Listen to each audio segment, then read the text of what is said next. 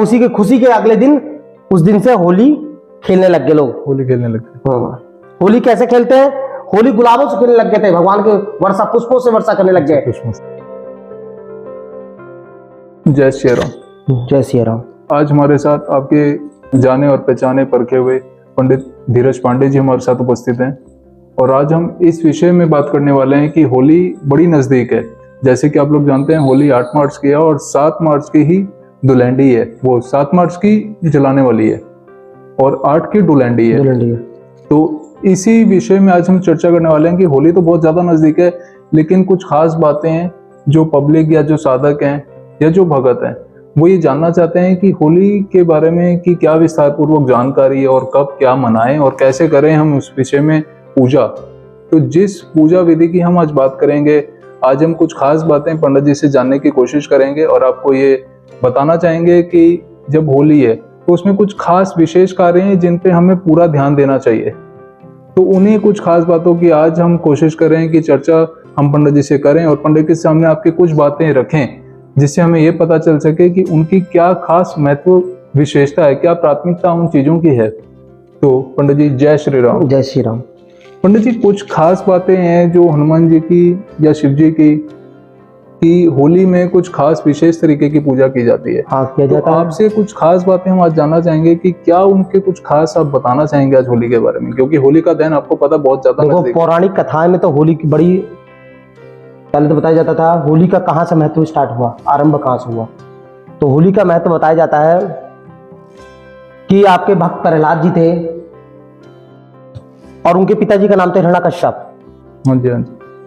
तो उनके बारे में आपने सुना भी होगा। ये बताया जाता है कि भगवान श्री हरि के 2 द्वारपाल थे, उनका नाम था जय और विजय जी। तो एक समय माँ लक्ष्मी जी का भगवान विष्णु से कहा कि हे प्रभु, आपके हम बल की परीक्षा लेना चाहते हैं कि सही आपके अंदर इतना बल है कि आप मतलब इन राक्षसों से, दैत्यों से लड़ पाते हैं जी। तो उसे विनोद कर दिया, थोड़ा मजाक कर दिया उनके साथ, भगवान विष्णु के साथ। तो उन्होंने कहा हाँ मैं आपको दिखाता हूँ कैसे। जी। तो उन्हें अपनी सुगंध जो थी वैजंती माला, उस सुगंध के लिए उन्हें वही किया, क्या आरंभ कर दिया। तो सुगंध कहाँ पहुंच गई? सप्तऋषियों के पास। जी।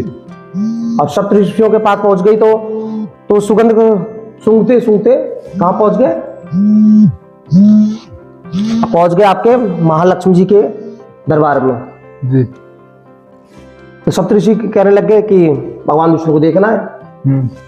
अब वही 2 द्वारपाल थे जय और विजय, और रोक दिया कि नहीं अभी भगवान विष्णु अभी से सैया में सो रहे हैं, आप थोड़ी देर बाद आ जाना। परंतु ना, जो सप्तऋषि थे उन्हें अहंकार में बोला ना हमें नहीं, अभी देखना, अभी देखना हमें। मगर उनके अहंकार का ना कुछ पता ही नहीं चला, वो सुन ही नहीं रहता किसी की बात। वो कह रहा अभी दर्शन करना, बस खाली वो बार बार रोकते रहे जय विजय और ना सुना उनकी बातें। तो उन्हें क्रोध में श्राप दे दिया कि तुम 3 जन के राक्षस बन जाओ। अच्छा। हाँ, वो सप्तऋषियों ने श्राप दे दिया और वही भगवान उनको बल दिखा रहे हैं। देखो भाई, भगवान का ये एक माया थी, माया जाल है। तो वही हुआ कि जय और विजय देखो जो 2 पृथ्वी में आए राक्षस बनकर के। पहला जन्म उनको क्या पड़ा? हिरण्याक्ष और हिरण्यकश्यप, ये दोनों भाई पैदा हुए। दूसरे जन्म में रावण और कुंभकर्ण, और तीसरे जन्म में जय और जयद्रथ। आपने सुना जयद्रथ का नाम सुना होगा, जो हाथी का बड़ा बल था उनके अंदर। और शिशुपाल का नाम सुना होगा, जो 100 मतलब वरदान दिए थे। ये दोनों मतलब महाबली पैदा हुए और तीनों जन्म में भगवान ने इनका संहार किया। तो पहले जन्म में बताया जाता है हिरण्याक्ष को किसने मारा था? आपने वराह भगवान का नाम सुना होगा, ईश्वर का भगवान ने अवतार लिया था। और उसके जो भाई थे उनको मारने के लिए भगवान श्री नरसिंह भगवान का अवतार हुआ। तो भक्त प्रहलाद जी का जन्म हुआ, उनको बड़ा प्रतरणार दिया गया। ये 7 दिन जो होलाष्टक होते हैं, इस होलाष्टक में ये 8वें दिन जो होलिका दिल्ली जाती है, 7 दिन तक वो इतना प्रताड़ना। 8वें दिन उन्होंने सोचा कि अब भगवान ही मुझे तार पाएंगे। तो उनकी जो बुआ थी, हिरण्यकश्यप की बुआ, उन्हें क्या दे दिया, बहन से कह दिया जाओ ये मेरा बालक है ना, इसको मार दो, ये भगवान मेरा नाम नहीं जपता। ये किसका नाम जपता? श्री हरि का। तो इसको मारने के लिए क्या किया? उसको एक वरदान था ब्रह्मा जी का होलिका का, उनका नाम क्या था, होलिका।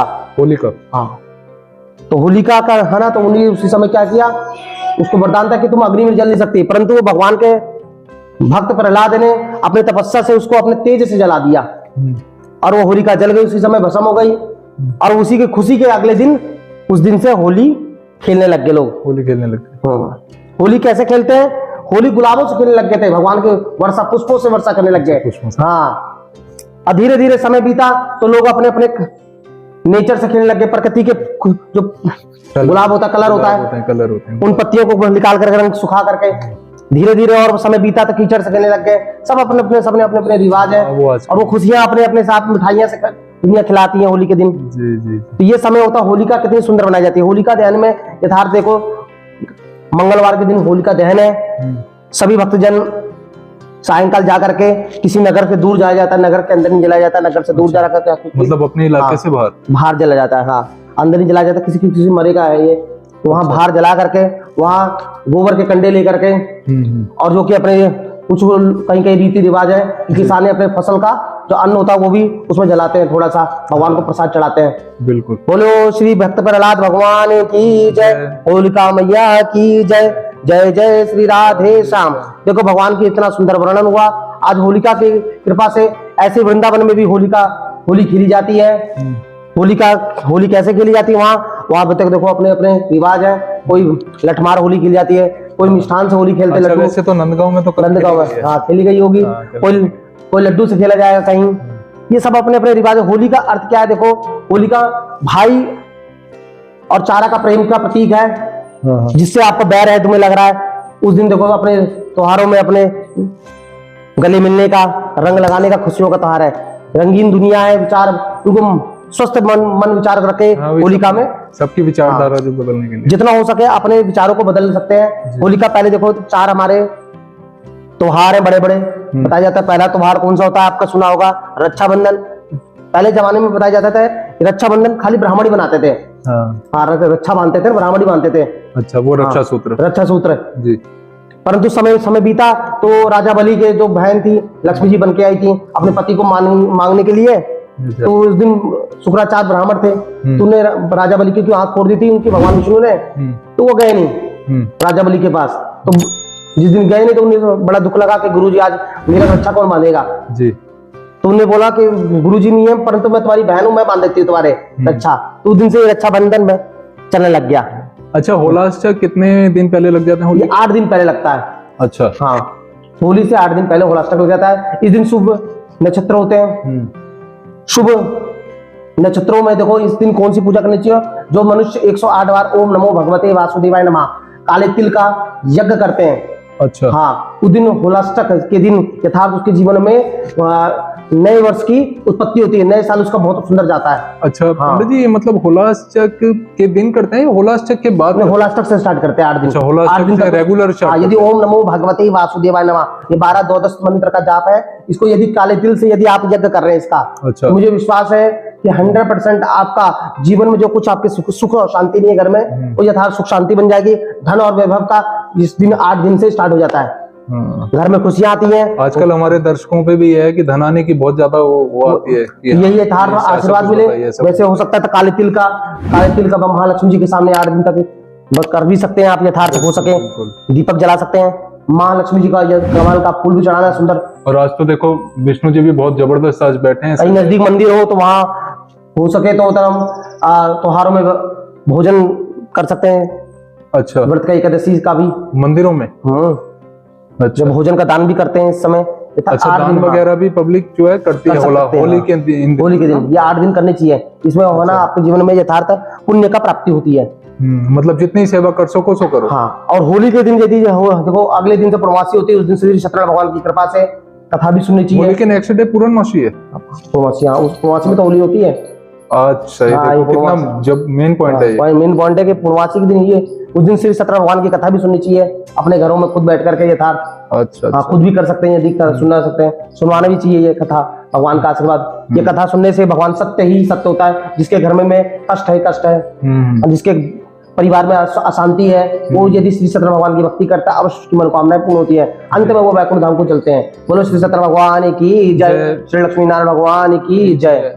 तो देखो पंडित जी से आज हमने बहुत अच्छी अच्छी चीजें जानी और होली के दहन के बारे में भी जाना, और होली के बारे में पंडित जी ने बहुत अच्छा अपनी तरफ से बताने की पूरी कोशिश करी है कि आप लोग सबसे अच्छी सेवा कर सको। और होली में कह रहे हैं कि सेवा बहुत ज्यादा करनी चाहिए।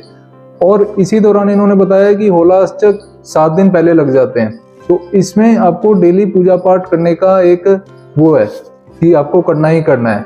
एक जो होलाष्टक में पूजा की जो सिद्धि की प्राप्ति जल्दी होने की वो हो जाती है संभावना कि आपको जो पूजा आप रेगुलर कर रहे हो, तो उसी पूजा को आप अगर होली के इन दिनों करोगे यानी कि होलाष्टक के दौरान, तो उसमें जो आपकी सिद्धि की प्राप्ति होगी, हो सकता है कि 99% जल्दी सिद्ध हो सके आपका वही मंत्र जो आप रेगुलर जाप कर रहे हो। तो इसी प्रक्रिया को अभी हम आगे बढ़ाएंगे और पंडित जी से कुछ और सवाल के जवाब भी लेंगे। तो मिलेंगे आपको वो सारे जवाब नेक्स्ट वीडियो में। तो आप बने रहिए हमारे साथ और जय श्री राम। जय श्री राम।